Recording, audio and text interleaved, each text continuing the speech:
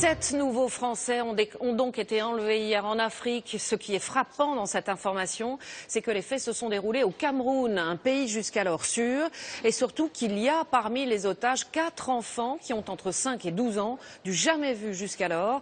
Il n'y a pas de revendication pour le moment, mais tout le monde montre du doigt la secte Boko Haram. Les proches des otages, eux, sont très inquiets. Le point avec Fanny Stenler, Étienne Prigent et Pascal Stelletta. Tanguy Moulin-Fournier était en poste à Yaoundé depuis 2 ans. Cadre chez GDF Suez, il est en poste sur le site industriel de Kribi.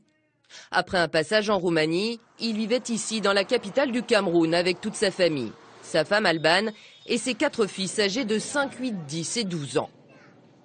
En France, près de Lyon, dans ce village où vivent les grands-parents maternels, c'est le choc et l'angoisse. C'est complètement cruel, quoi. Toutes les familles d'otages sont comme ça. Nous, on voyait ça de loin avant. Maintenant, on est dedans. Bon.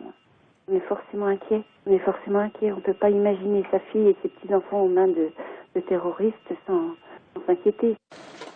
Même sentiment cette fois en région parisienne du côté des grands-parents paternels. Aucune déclaration ce matin alors qu'ils quittaient leur domicile. Les circonstances dans lesquelles leurs enfants et petits-enfants ont été enlevés restent floues. Hier matin, la famille qui est en vacances dans le nord du pays quitte le parc animalier de Ouaza. Dans la voiture, il y a le couple Moulin-Fournier, le frère de Tanguy et les 4 petits garçons. Des hommes surgissent alors sur la route et attaquent leur véhicule. Un chauffeur assiste de loin à la scène. Ils ont 4 motos. Ils sont tous armés avec les kalachnikovs. Avec des kalachnikovs? Ouais.